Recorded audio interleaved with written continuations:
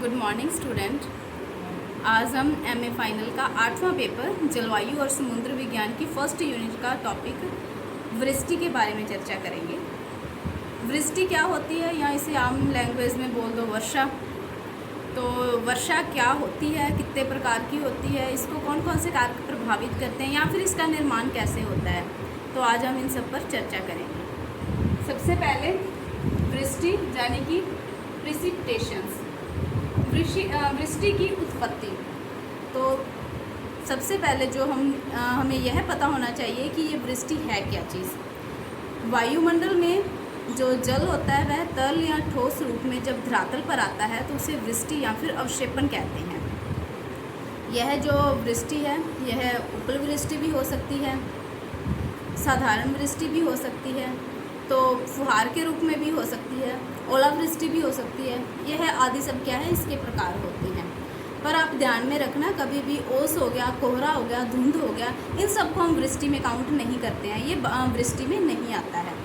तो वृष्टि की उत्पत्ति कैसे होती है, क्या है कि जब बादलों का जो निर्माण है या फिर मेघों के बनने से क्या होता है, वृष्टि का निर्माण होता है। पर ये हमेशा नहीं होता कि मेघ यहाँ पे हो वहाँ पे वृष्टि होगी ही, क्योंकि कई बार तो ऐसी कंडीशन होती है कि बहुत सारे ऐसे मेघ बन जाते हैं या फिर वृष्टि वाले भी मेघ होते हैं पर वो वर्षा नहीं कर पाते हैं। या फिर कई बार तो ऐसा भी हो जाता है कि मेघों से क्या होती है, वृष्टि हो भी जाती है परंतु वो इतनी कम होती है कि वो धरातल पर पहुंचने से पहले ही वाष्पीकरण हो जाती है। तो इसलिए मेन इसके जो निर्माण के लिए आवश्यक है वो होता है कि मेघों का निर्माण हो जाना, और उसमें क्या होना कि निर्माण होने से उसमें कोई आरोही पवन का टकराना, या फिर उसमें क्या है कि शीतलन के कारण, संघनन के कारण उसमें पवन के टकराव से क्या होता है, वृष्टि मेघों में जब टकरावट होती है तो इससे किसका निर्माण होता है, वृष्टि का निर्माण होता है। सबसे पहले अगर बात करें वृष्टि के सिद्धांत की, तो वृष्टि से संबंधित जो सिद्धांत हैं वो कौन कौन से हैं।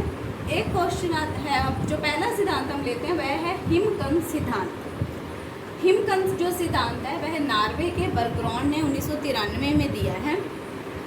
इसमें उन्होंने क्या बताया है कि हिमांक के नीचे तापमान पर जल और हिम के कण जब एक साथ मिलते हैं तो उससे क्या होता है, वृष्टि का निर्माण होता है। देखो नाम से पता चल रहा है हिमकंद सिद्धांत। बहुत बार ये नेट के पेपर में क्वेश्चन भी आया हुआ है कि हिमकंद सिद्धांत किसने दिया है, तो अक्सर इसमें कंफ्यूजन हो जाती है, इसको ध्यान में रखना। बर्गग्रॉन ने दिया हुआ है, ये 1993 में दिया था। बर्गग्रॉन जो थे वो नॉर्वे के थे।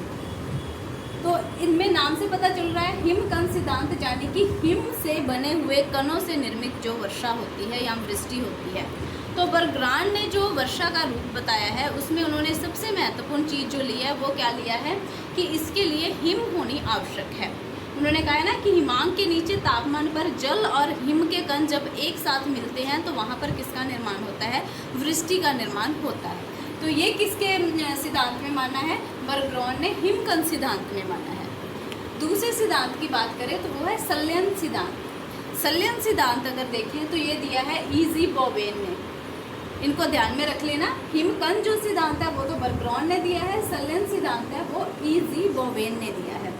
इन्होंने ऑस्ट्रेलिया के भौतिक प्रदेशों का अध्ययन किया और उन्होंने अध्ययन करने के बाद बताया कि जो वृष्टि है उसमें संलयन क्रिया का योगदान होता है।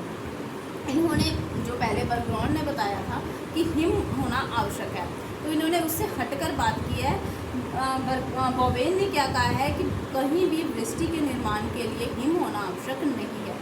उन्होंने एक एग्जाम्पल के तौर पे भी बताया है कि उष्णकटिबंधीय महासागरीय प्रदेशों की बात करें तो वहाँ पर 2400 मीटर की ऊंचाई पर वृष्टि होती है। केवल जो कपासी मेघ होते हैं इसके कारण ही बरसात हो जाती है, लेकिन उसमें क्या होता है कि जो इनसे बरसात होती है वहाँ पर क्या है, हिम होती ही नहीं है। अगर उसका शीर्ष वाला भाग देखें तो वहाँ पर भी केवल 7 डिग्री तक तापमान पाया जाता है, तो वहाँ पर तो हिम वैसे ही नहीं होती है, 7 डिग्री टेम्परेचर होता है, लेकिन उनसे भी क्या होता है, वहाँ पर बरसात होती है। तो इसलिए इन्होंने क्या बताया है कि जब बादल होते हैं उसमें कोई छोटे कण आकर मिल जाएं, जब बादल जब आपस में मिलते हैं तो उसके कारण किसका निर्माण होता है, वृष्टि का निर्माण होता है। इसके बाद अगर बात करें वृष्टि के विविध रूप कौन कौन से हैं, तो सबसे पहले हम लेते हैं फुहार, जिसको ड्रिजल कहते हैं। फुहार का मतलब क्या होता है, यह अत्यंत सूक्ष्म सघन और समान आकार वाले कण होते हैं, जिसमें क्या होता है कि पवन का प्रभाव बहुत पड़ता है। यानी कि ये ऐसे इतने अत्यंत सूक्ष्म या सघन आकार वाले कण होते हैं जिसमें क्या होता है कि हवा के द्वारा यानी कि पवन के प्रभाव से ही इसके रूप में परिवर्तन होता रहता है। तो उसको क्या कहते हैं, फुहार कहते हैं। यह 0.5 mm तक इसका मतलब जो व्यास है वो पाया जाता है। जल वृष्टि की बात करें, जिसको मिस्ट कहते हैं। जल वृष्टि क्या होती है, तरल बूंदों का आकार जो होता है उसको बोलते हैं जल वृष्टि।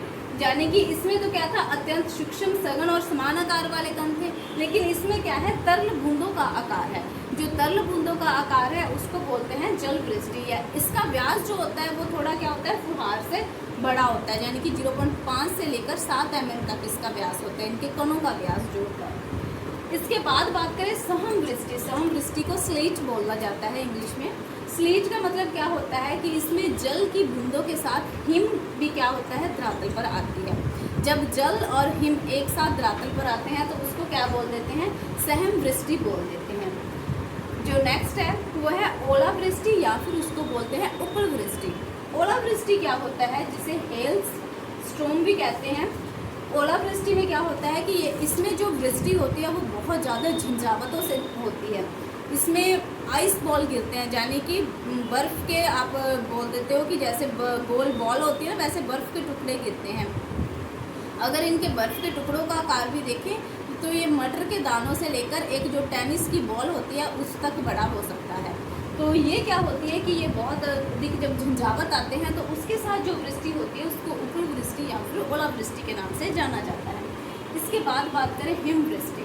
अक्सर आप लोगों ने पढ़ा होगा स्नोफॉल जिसको बोला जाता है। तो इसमें क्या होता है कि षटभुजीय क्रिस्टलों की वृष्टि होती है, यानी कि इसमें बर्फ़ गिरती है।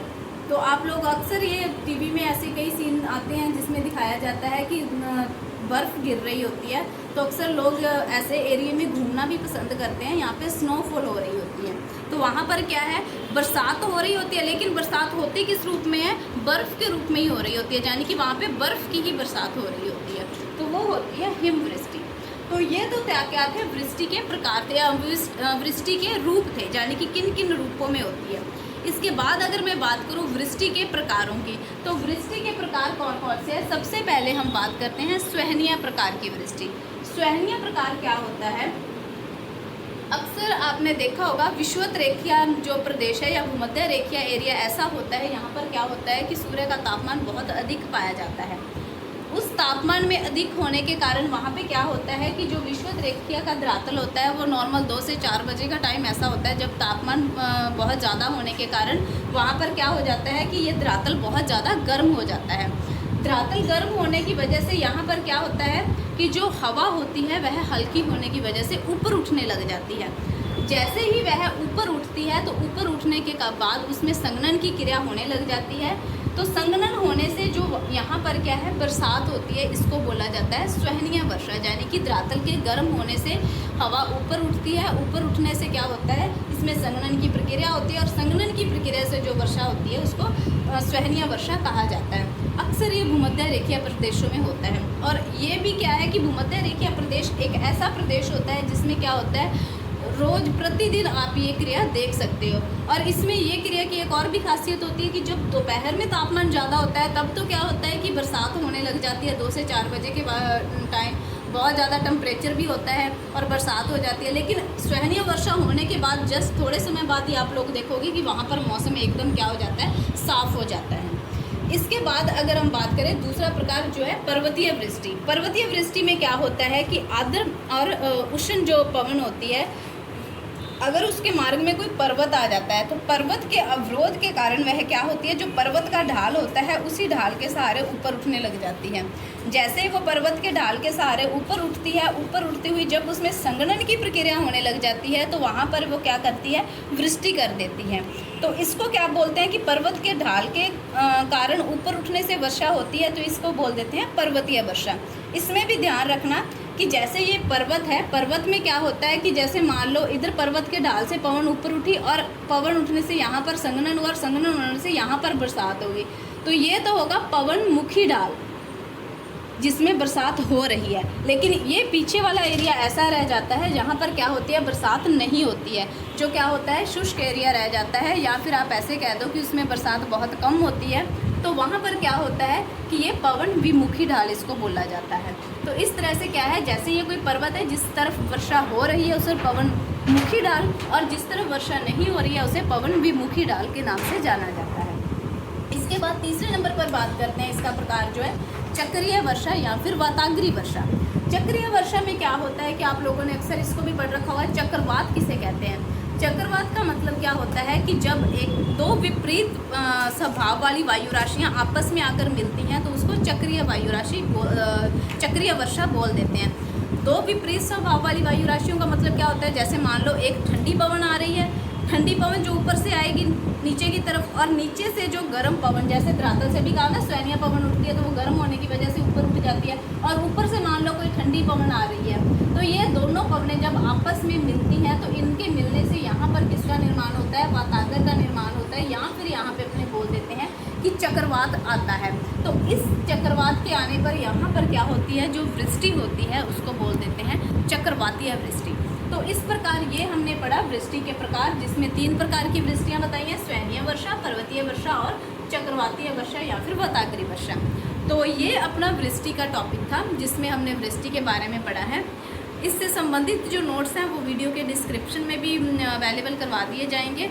तो आई होप कि आपको वृष्टि से संबंधित टॉपिक समझ में आ गया होगा, और इसके साथ ही जो आपके फर्स्ट यूनिट है 8वें पेपर की MA फाइनल की वो कंप्लीट होती है। इससे आगे वाली जो वीडियो है उसमें अपने सेकंड यूनिट शुरू करेंगे। Thank you.